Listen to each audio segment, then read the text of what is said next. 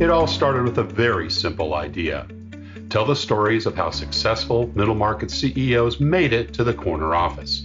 I'm Brant Handley, founder and managing director of Resource Options International, or ROI. We're the USA's premier executive search firm focused exclusively on empowering middle market companies to attract, hire, and retain A players while transforming top executives' careers and lives. ROI's Into the Corner office is dedicated to discovering how middle market CEOs advance their career, and we're making these remarkable and sometimes quite unbelievable stories available to you for the very first time.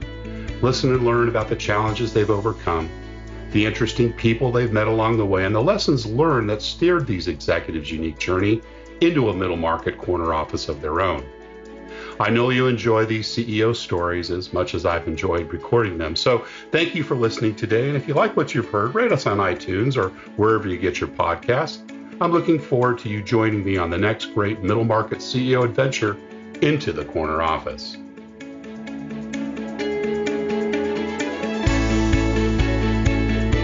My guest today is Joshua Broder, CEO of Tilson Technology Management. Under Josh's leadership, Tilson has grown from less than 10 employees to over 600 today, earning a top spot on the Inc. 5000 list for the past 11 years. He is also the founder of Tilson's public utility affiliate, which develops, owns, and leases back 5G infrastructure, including poles, towers, and fiber nationwide.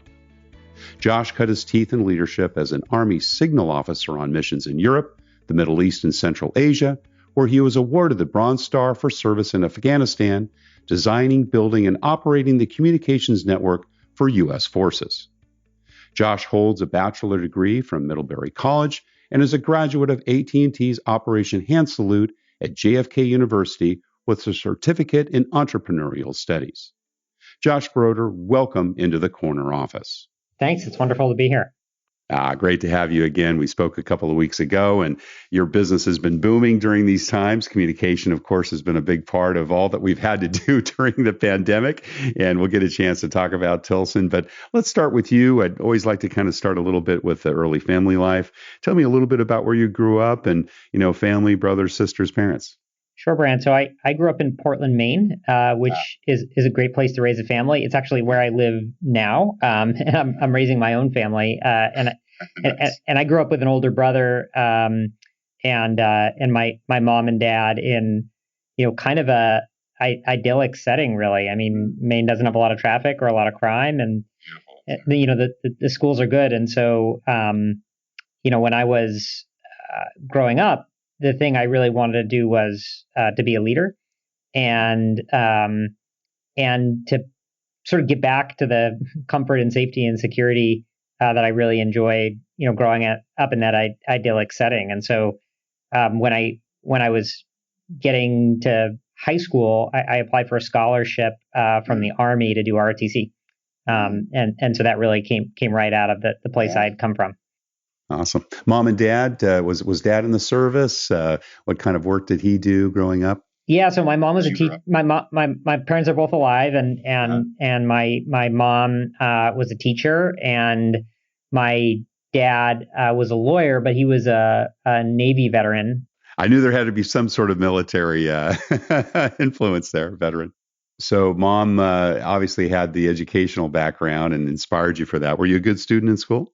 I was a good enough student. I was a kid that a lot of kids found annoying, and that school came easily to me.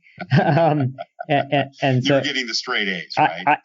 I did fine, and that I still had time to do some other things. And so when I was in high school, I was a pretty serious trumpet player. Cool.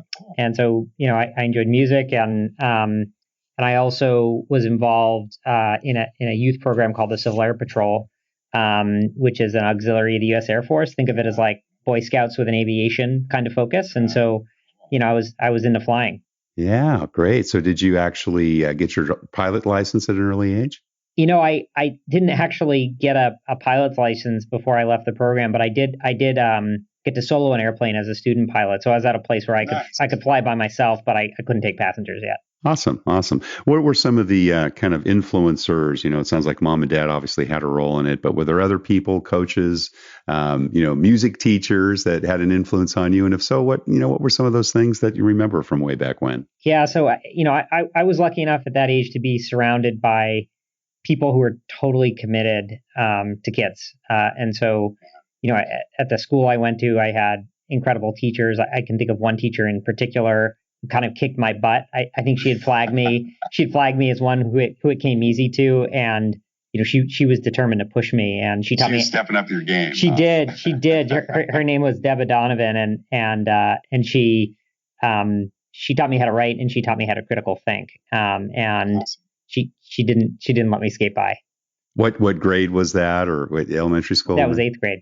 8th grade, yeah. Well, that's a critical time too. We go through all those changes during middle school, and great to have someone. Isn't it amazing how we remember names of people that had such an influence on us during those periods of time? Yeah, I also remember a guy by the name of Victor Cody, who was a volunteer, at the aviation youth program. Yeah. And part of the program, it was sort of half leadership, half aviation, and so he was really on the leadership side of it, and he really taught me that it wasn't about me, and it was about taking care of other people and bringing them along. Wow. And I feel like that's been a theme in my life throughout, is that it really isn't about you as a leader.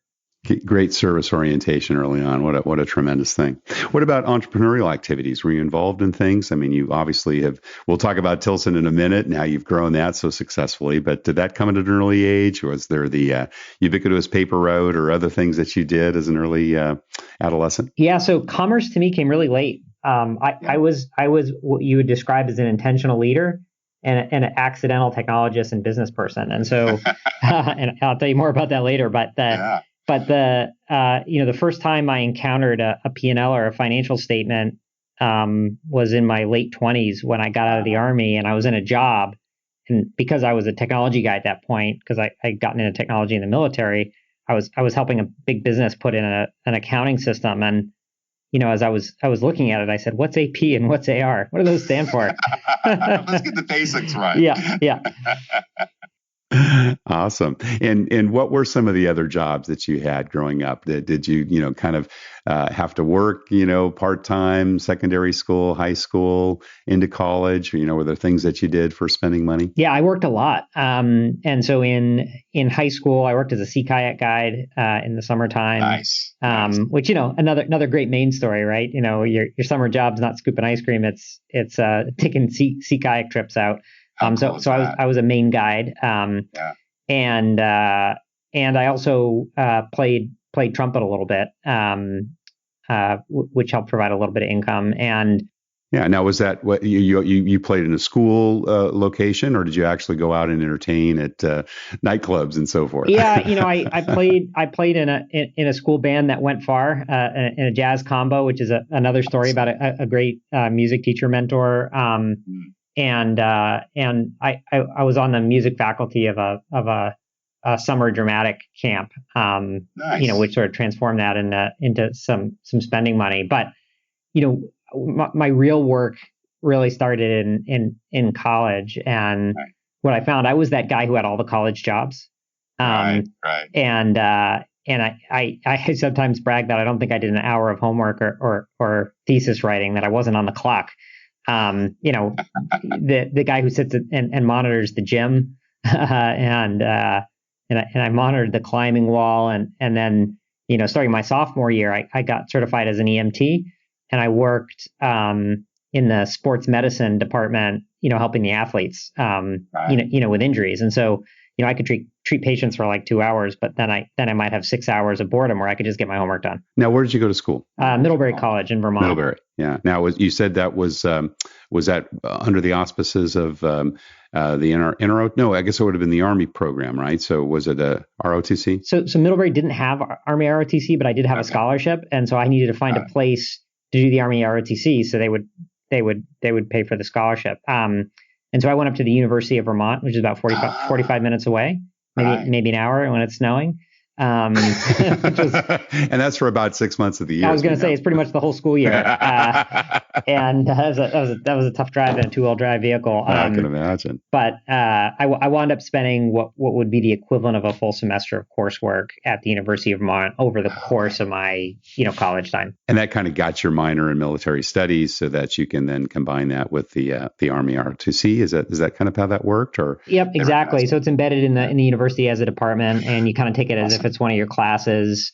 And what I don't think I appreciated was there was a bunch of other stuff around it. There were some nights and weekends and summertime stuff that happened, that were pretty significant amount of time. So that committed you to 4 years in the Army, right? Straight out of college. 4 years in active duty. It wound up being a little bit longer because my last fractional year kind of wound up on a deployment that lasted a year, but theoretically it was going to be 4 years.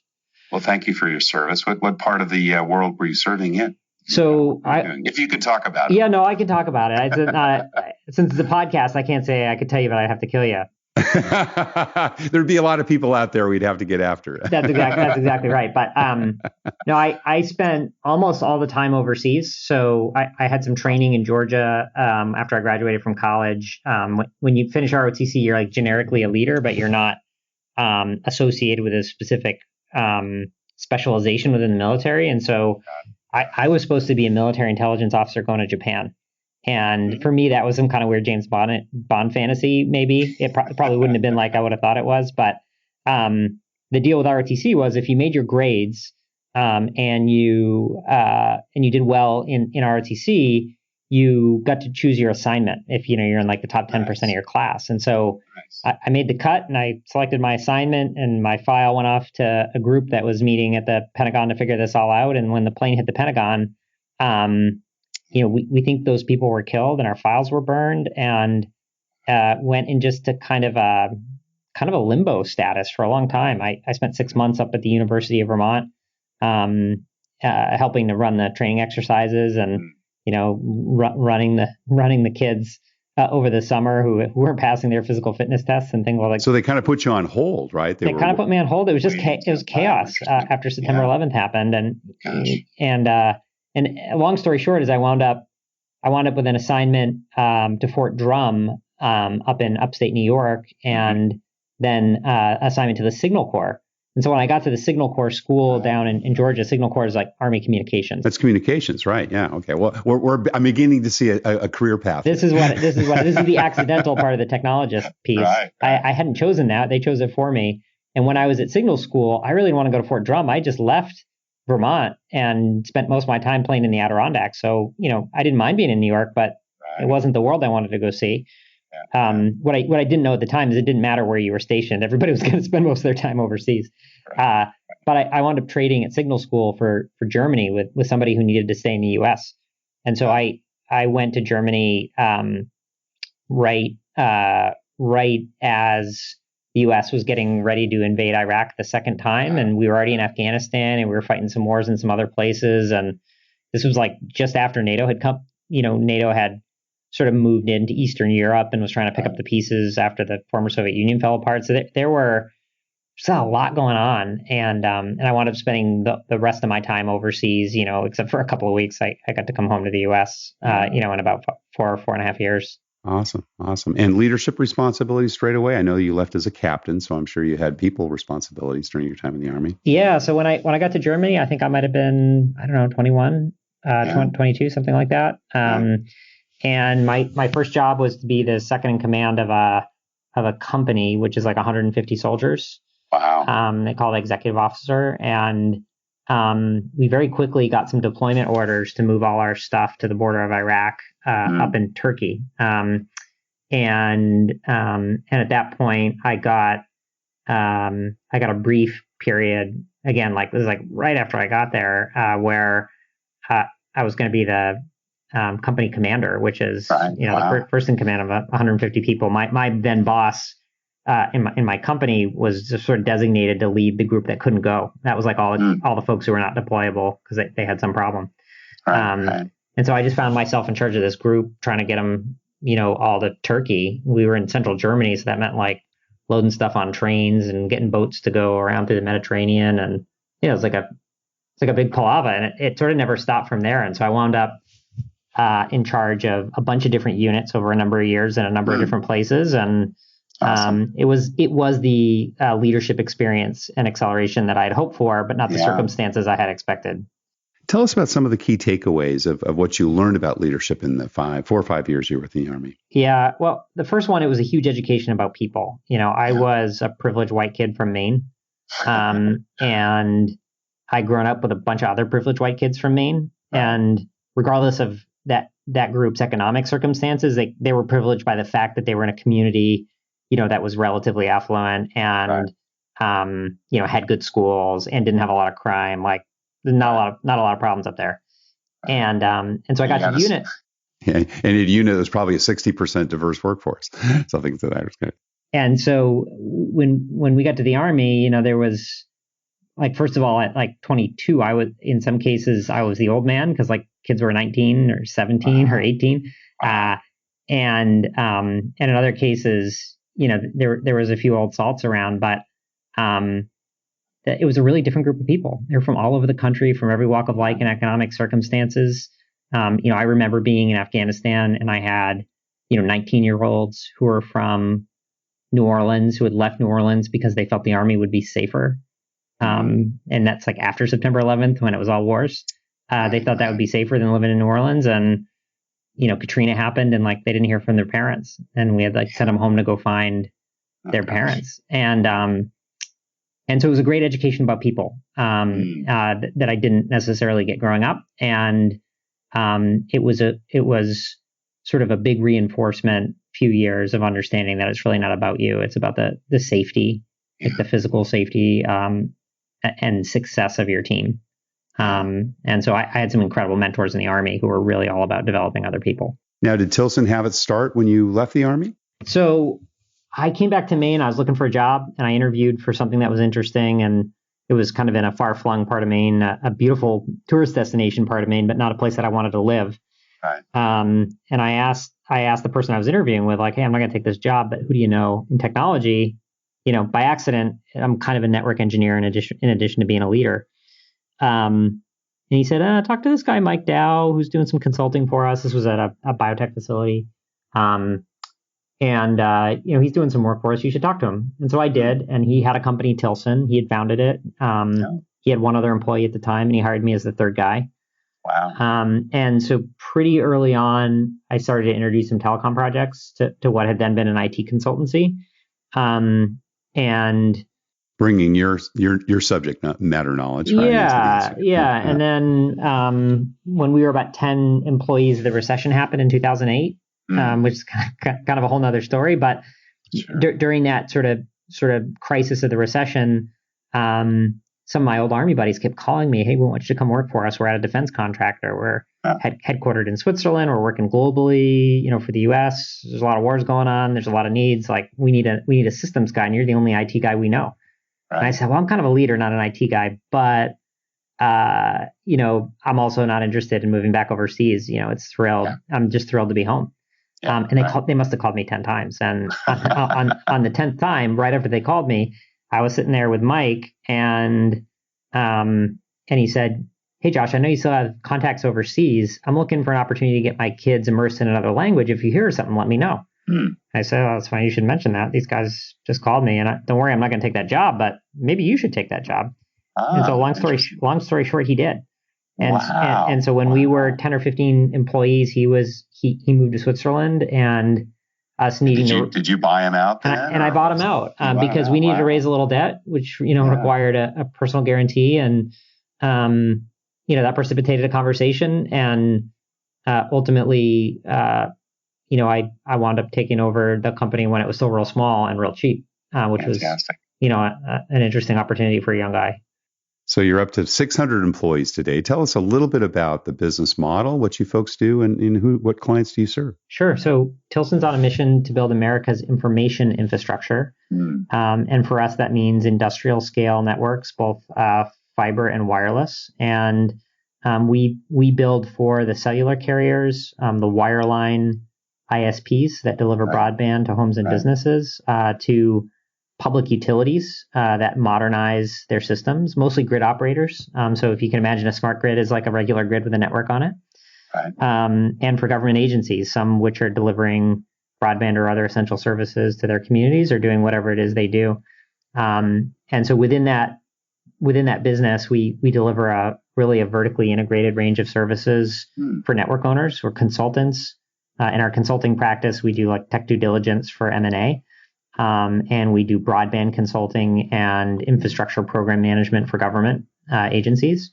And then we move into engineering. We're both civil engineers in every state with a stamp, and logical engineers designing the networks.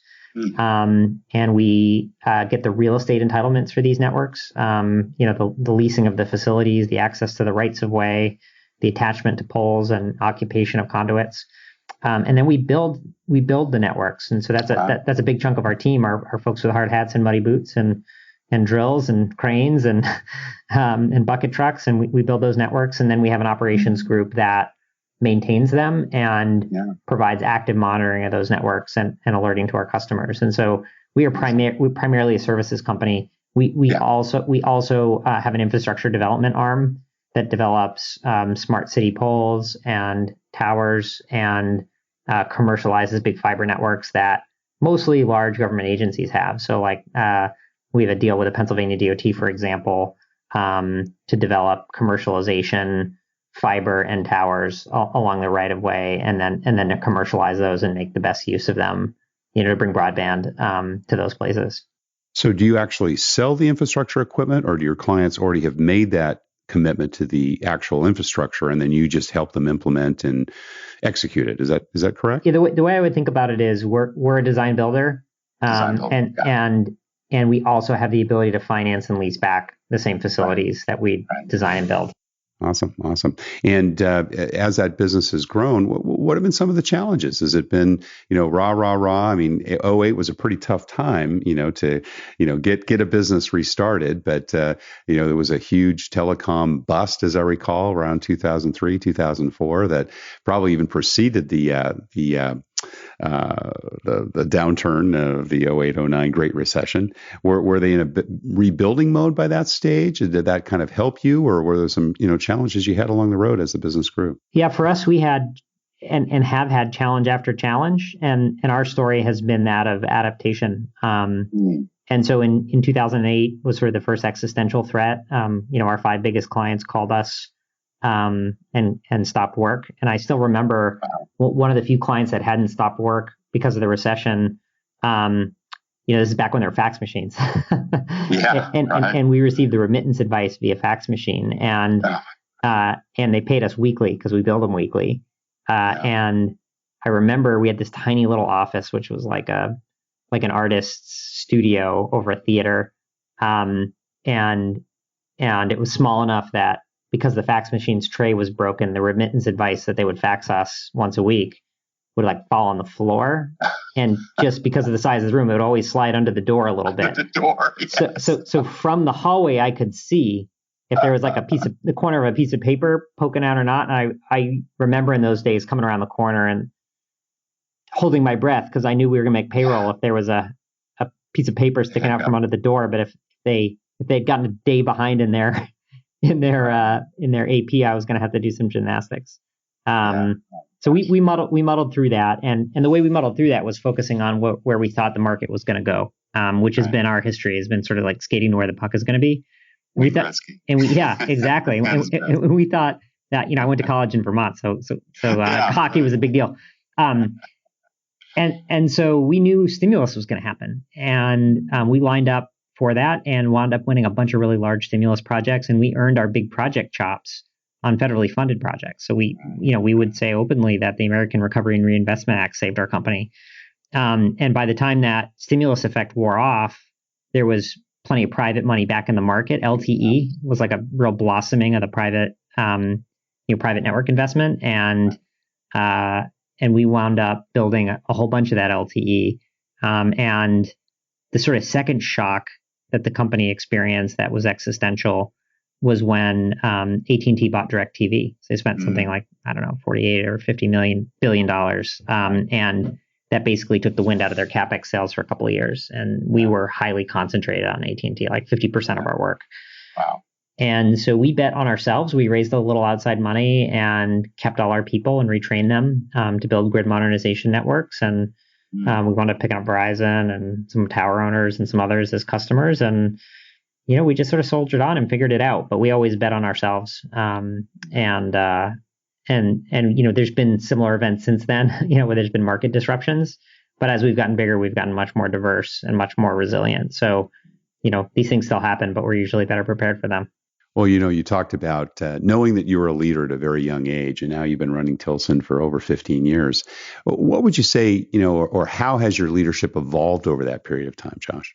What's been the big key changes, if any? Oh, gosh, I've learned so much. Distill it down, 2 or 3 key points. Yeah. So, one of them is that when I was a young guy, in my 20s, I had some edge. And the edge was I was pushing hard and I wanted everybody to push as hard as I was. Right. And so I got along great with the folks who, had the like to be pushed. Yeah, who had that same amount of give a care that I did. Right. And I wasn't a jerk, I don't think, but mentally I wrote off folks who didn't have that level of care. And what I think I realize now looking back on it is that, that was an easy perspective to have for a 20-something with, that wasn't married and didn't have a mortgage and didn't have kids. Right. I could afford to be very focused, but life is more complicated than that. And so now with a little perspective, I look back on that and I think, getting empathy has been really helpful and is something that is often like, I think I had a reasonable amount of empathy, as a ground state as a human being, but there are things you can't be empathetic about if you don't know and understand. And so empathy can be learned. It can be learned. And the core to empathy is a shared experience. And so you can be sympathetic about somebody's plight, but until you've, walked a mile in those shoes, it's hard. So, as I've gained life experience, it's helped me become a better leader and better relate to the team members that I care for. And so, I think another big lesson, along the way is about the many forms and languages of communication. And, I've learned that, what I think is communication isn't really communication necessarily. It needs to be communicated in 10 different ways in 5 different languages, with 12 different iterations. Because the listeners, this goes back to this empathy thing.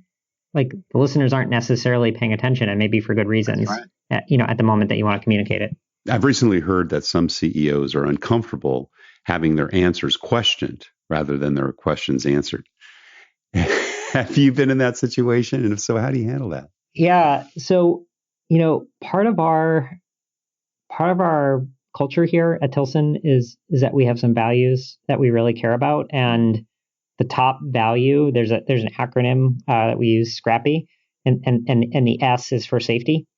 And when we first rolled out safety, what we meant by that is we do some dangerous stuff and we're not going to hurt anybody for money. It's more complicated than that, but that's the short story. Yeah. But over time, we've also adapted safety to mean psychological safety.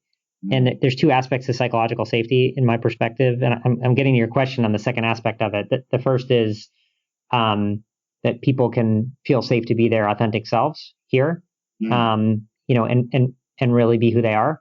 And the second is they can be psychologically safe, which means that they can question authority. They can ask a difficult question. They can voice an opinion. They can be wrong. They can make a mistake. And none of those things are fatal here.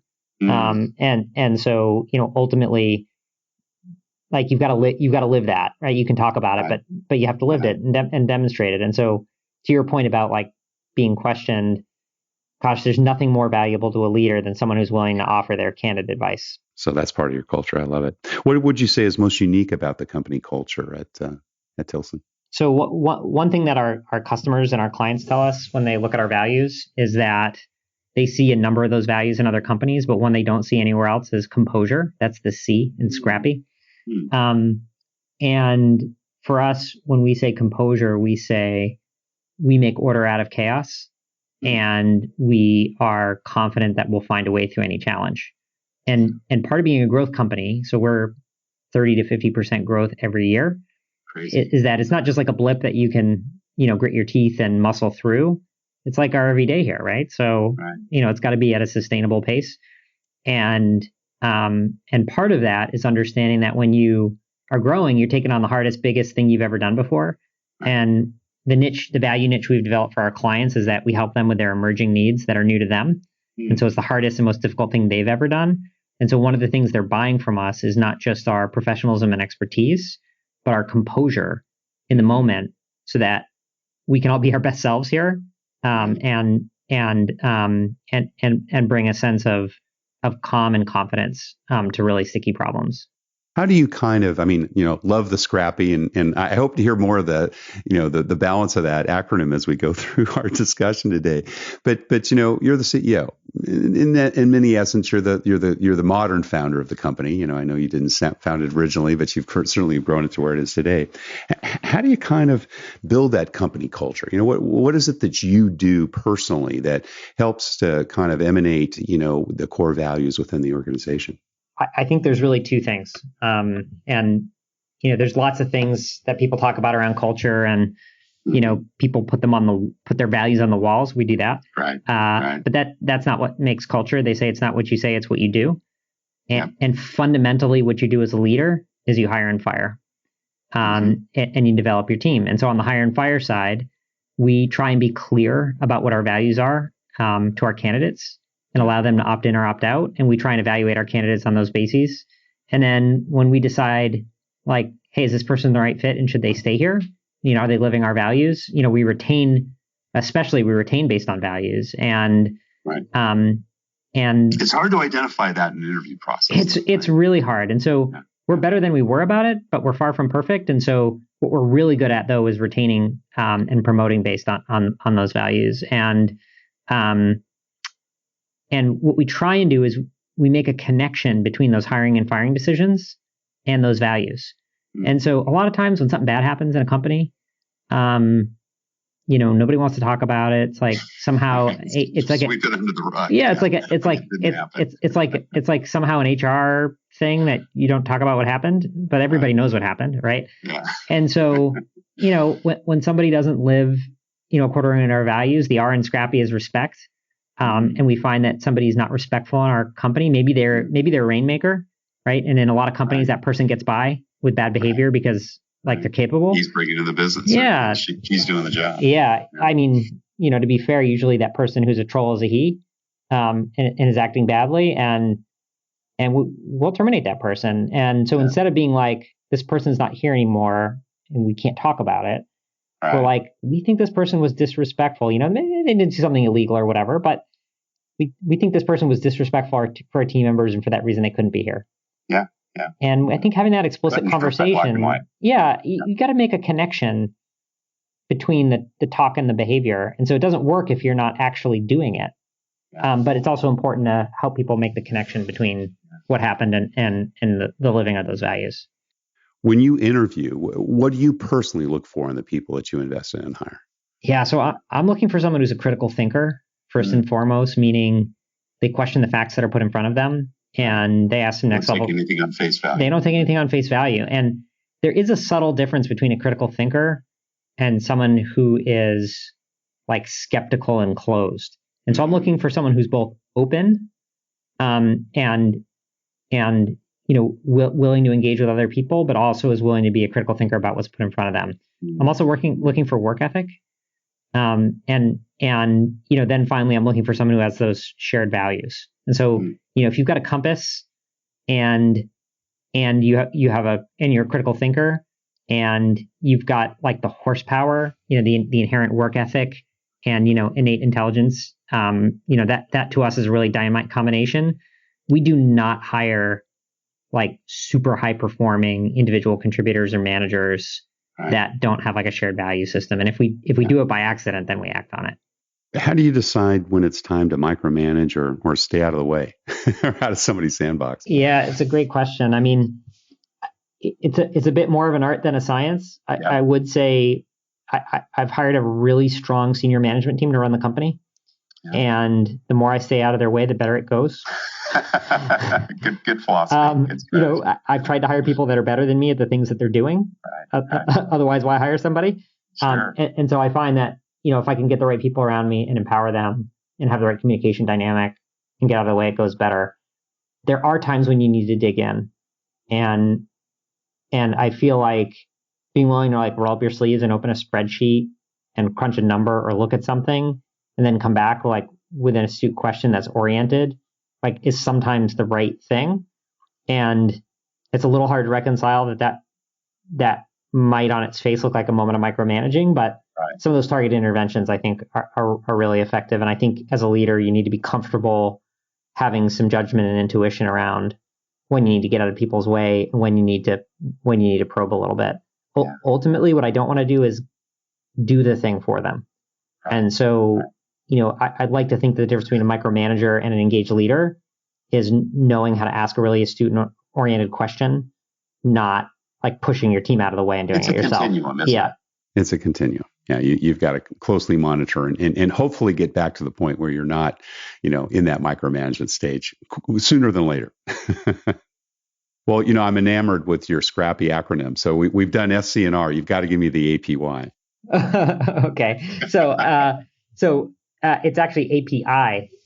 Oh, API. Okay. All right. So we're selling a little different. That's all right. Yeah. So the A is accountability. We're all collectively accountable for our work. And so we're we don't want people who have a feeling of that's not my job. Ultimately we're responsible to our client. And so we're all going to link hands and make sure we get the thing done for them. P is professionalism. And so, in addition to having all this moral compass stuff and doing the right thing by our people, we actually have to be good at our jobs and know what we're doing and be our trusted go-to persons by our. And that's internally as well as externally. Yeah, 100%. And then the I is integrity. We do what's right. And so ultimately, we're not willing to cut corners. That goes a little bit back to our safety value at the beginning, but we're really not willing to cut corners to get to the results and the growth that we want. And so some of those are familiar sort of corporate values or organizational or institutional values you see, but we really think the way we think about safety and the way we think about composure is meaningfully different from other organizations we encounter. Right. Thank you for sharing that with us. Fantastic. Well, we're just about out of time, but we always ask one last question, Josh. And, what's that career and life advice you'd give to someone who maybe has their eyes on the corner office themselves, or perhaps maybe in your case, let's talk to your younger self about 15 years ago before you started Tilson. What would you tell, Josh Broder at that point in time prior to starting up or really joining Tilson and then taking it to its new heights? Some of the life advice that you'd like to give that, that younger self of yours. Yeah. So, I would say yes as often as you can, particularly early in your career when you're trying to figure things out and try some things on. Yeah. There's so much need in the world. Right. There's need for leadership. There's need for expertise. There's need for ownership. And people will ask you. And if you say yes, right, they'll come back to you. And so, saying yes is less expensive when you're younger and you have less responsibility. Yep. And so I had a number of really incredible foundational experiences because something came by and I said yes to it. And so I would encourage people to do that early. Yeah. Fantastic. Anything else to add? What if people are thinking about being a business owner or being a business leader, I would say there's sort of two feedstocks for a successful business. Talent and cash. Yep. And you probably need more of both than you think. Very good point. Very good point. Well, Josh Broder, CEO of Tilson Technology Management, thank you so very much for sharing your journey into the corner office. It's been my pleasure. Thanks for having me on, Brant. Thank you for listening to Into the Corner Office with Brant Hanley. We hope you enjoyed hearing our guest CEO story as much as we did. If you want to hear more CEOs reveal their journey into the corner office, please subscribe via iTunes and tell your friends and colleagues. For more information about Brant, Resource Options International, and the mighty middle market, visit www.goforroi.com. We look forward to having you join us for our next episode.